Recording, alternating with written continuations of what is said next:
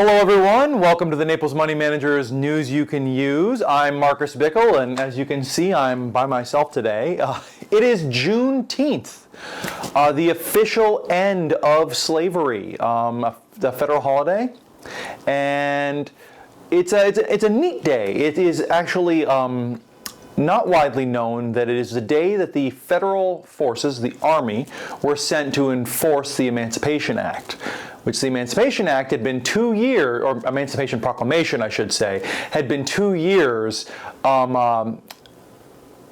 proclaimed, I suppose, and it had not been enforced yet. So this is the official day that the U.S. Army enforced the ending of slavery in the United States. So kind of a cool historical fact, but let's talk about what else is kind of going on today. As I'm sure everyone who is a phone in their pocket is aware, Israel has struck Iran, a rather telling blow, to say the least. Iran has already said that they would like a ceasefire. Israel doesn't seem to be stopping. And in fact, to kind of bring people up to date, it does seem to be a pretty large chance that the United States is going to enter the war in some capacity. We've moved a large supercarrier group there, the Nimitz class. There's a fueling wing of planes that are brought over there. And kind of a neat side point that is goes around in like various intelligence circles is that when the Pizza Huts around the Pentagon sell out, it usually means we're going to war. And I know that sounds crazy, but historically speaking, before Iraq and Afghanistan, before Desert Storm, you can go back and there's a handful of pizza restaurants around the Pentagon that tend to sell out. So all indications seem to be that we are moving towards some form of conflict in the Middle East.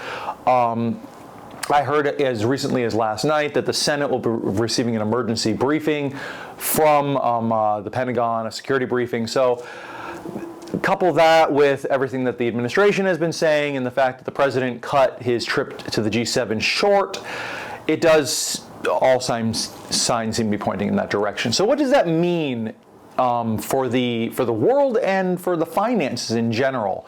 So this is probably the weakest Iran has ever been. I talked about it a little bit before. Since the tragedy of October 7th, Israel has been very busy degrading Iran's allies. Iran has typically, for the last 40 some odd years, maintained their kind of defense through what it's called a proxy network. Basically, the idea was that if someone attacked Iran, they have a large group of proxy militaries willing to strike back for them. And those have historically been the Houthis. You've probably heard about them up on the Red Sea. Hamas in Gaza. And Hezbollah in I believe that's Jordan. No, Lebanon. Sorry, I apologize. And since October 7th, Israel has been very, very active in taking the fight to these proxies. So there's not much left of them. There was the pager campaign towards Hezbollah. They decapitated its leadership. That was probably one of the strongest proxy groups that Iran could call upon. Obviously, the strikes in Gaza, the ongoing campaign there, have heavily degraded Hamas. So Iran doesn't have a lot of friends that they can lean on. On the other side of the world, someone who would typically probably come to their aid, the BRICS, China and Russia are fairly heavily engaged in Ukraine. I mentioned that last time. And while they have kind of rattled their sabers about this, there's not a lot they can do half a world away, especially since another key link in that chain was Syria. Russia, and nominally China, have heavily supported the Assad regime for a very long time. And Assad fell rather catastrophically recently. So Syria has changed hands. If you'd been following the president's tour through the Middle East, he met with this new Syrian leader, and we actually ended up dropping many of our economic sanctions on Syria for the first time in decades, with the idea of hopefully stimulating a good relationship with this new leadership. But it further weakens that chain from our peer adversaries in China and Russia. So that's kind of a neat thing that we're seeing there. Now, Iran, in and of itself, has two key factors. The Straits of Hormuz, which is a key shipping lane for much of the world. They can effectively blockade that, or we've largely believed they could. We'll see. Their response in this attack has been interesting. They do appear to be very weak. And then they also have those large oil fields. Now, we don't rely a lot on their oil. It wouldn't really affect us here. But China, India, and several other nations are the primary importers of Iranian oil. So if those oil fields were to be struck in this conflict, that would directly affect those countries. But here, we would probably see a spike at the pump.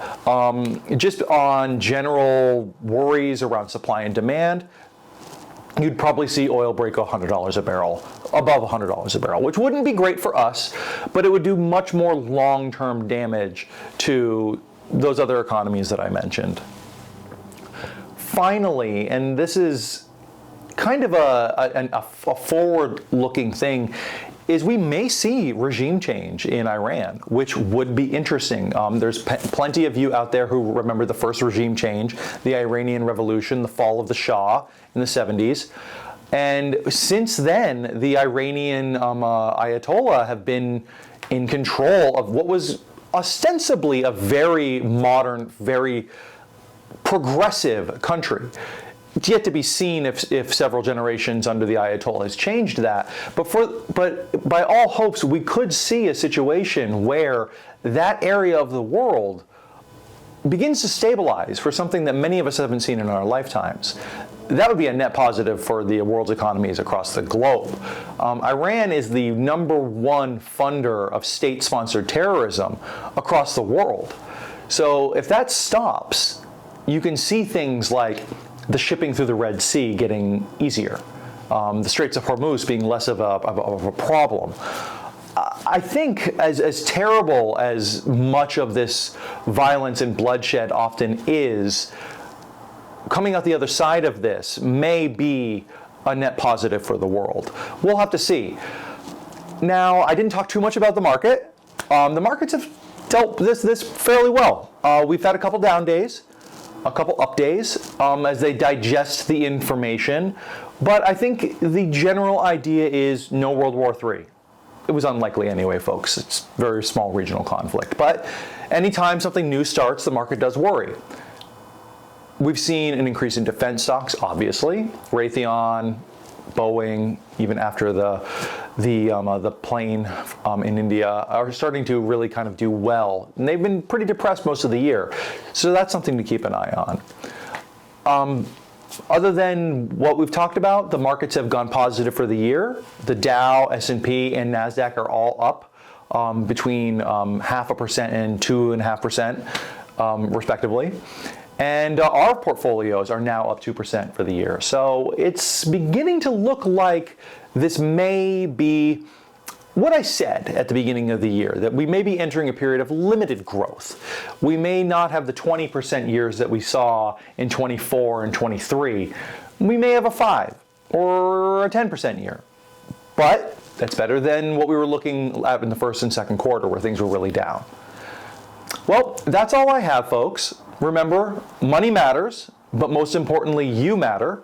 Please remember to like and subscribe for our channel, and I'll see you next week.